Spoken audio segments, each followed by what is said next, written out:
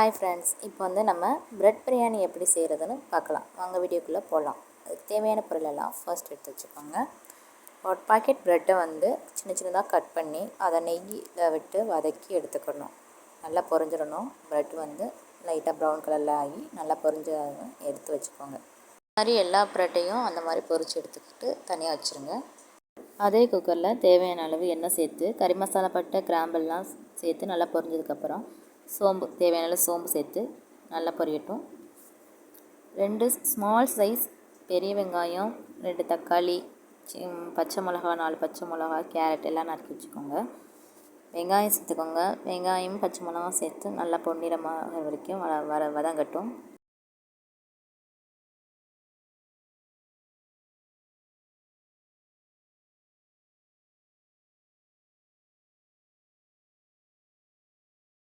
வெங்காயம் நல்லா ப்ரௌன் கலரில் ஆகிற வரைக்கும் வதக்குங்க.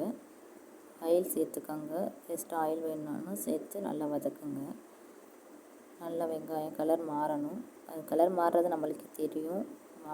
நல்லா வதங்கணும். வெங்காயம் எண்ணெய் சேர்த்து நல்லா வதக்கிக்கோங்க. வதக்கினதுக்கப்புறம் தக்காளி 2 தக்காளி நறுக்கி வச்சுருக்கோம்ல, அது சேர்த்துக்கோங்க. தக்காளி நல்லா மசிஞ்சு வரட்டும். அது நல்லா தக்காளி கிளறி விடுங்க. கிளறி விட்டு நல்லா வதங்கட்டும் தக்காளியும்.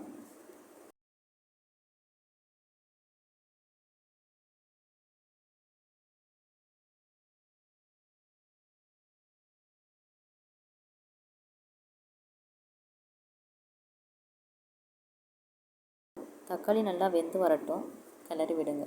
தக்காளி நல்லா வெந்து வந்ததுக்கப்புறம் இஞ்சி பூண்டு பேஸ்ட்டு நம்ம வீட்டிலேயே அரைச்சி வச்சுருக்கோம். அதை சேர்த்துக்கோங்க. இஞ்சி பூண்டு பேஸ்ட்டு சேர்த்து நல்லா பச்சை வாசனை போகிற வரைக்கும் வதக்கிக்கோங்க.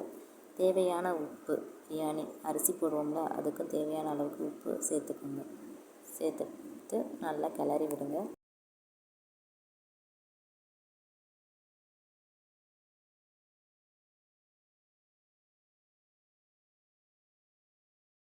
கேரட் சேர்த்துக்கோங்க. கேரட் நல்லா வேகட்டும்.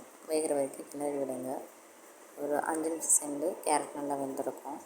அதுக்கப்புறம் நல்லா கிளறி விடுங்க. நல்லா கிளறி விடுங்க. கிளறினதுக்கப்புறம் நல்லா எல்லா பச்சை வாசனையும் போனதுக்கப்புறம் மஞ்சத்தூள் தேவையான அளவு மஞ்சத்தூள் சேர்த்துக்கோங்க. சேர்த்து கிளறி விடுங்க. மஞ்சத்தூள் சேர்த்து கிளறி விடுங்க. புதினா மல்லி கட் பண்ணி வச்சுருக்கோம். புதினா மல்லி சேர்த்துக்கோங்க. பச்சை பட்டாணியை ஒரு 10 நிமிஷம் தண்ணியில் நல்லா ஊற வச்சு அதையும் இந்த பிரியாணி கிளறதோடு சேர்த்து நல்லா கிளறுங்க. பட்டாணியை சேர்த்து நல்லா 5 நிமிஷம் நல்லா அந்த மசாலாவோடையே வதக்குங்க. அந்த தக்காளி வெங்காயத்தோடு சேர்த்து பச்சை பட்டாணியும் நல்லா வதக்குங்க. பச்சை பட்டாணினால ரொம்ப நேரம் ஊற வைக்க தேவையில்ல. 10 நிமிஷம் தண்ணியில் ஊற வச்சா போதும். நல்லா வதக்கினதுக்கப்புறம் நெய் சேர்த்துக்கோங்க. நெய், பிரியாணி மசாலா, மிளகாத்தூள், மல்லித்தூள் எல்லாம் சேர்த்து அந்த பட்டாணியெல்லாம் போட்டுக்கோங்க. அதோட சேர்த்து வதக்கிக்கோங்க.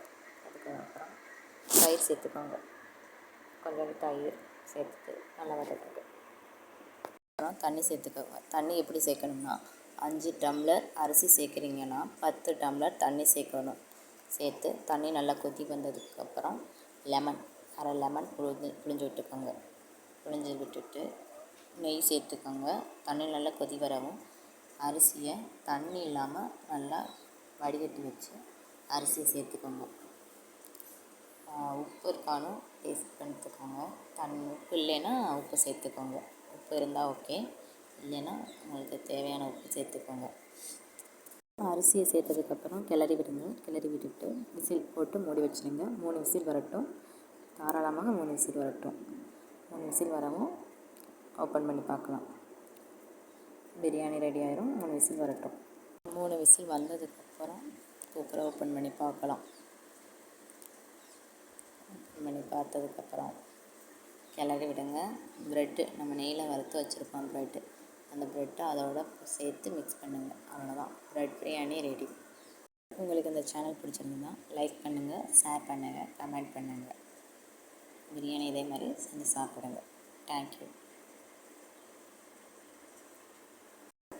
மறுபடியும் சொல்கிறோம், உங்களுக்கு இந்த சேனல் பிடிச்சிருந்துச்சுன்னா லைக் பண்ணுங்கள், சப்ஸ்கிரைப் பண்ணுங்கள். சமையல் எதுவும் வேணும்னா கமெண்டில் சொல்லுங்கள். நாங்கள் போடுறோம், வீடியோ போடுறோம். தேங்க்யூ.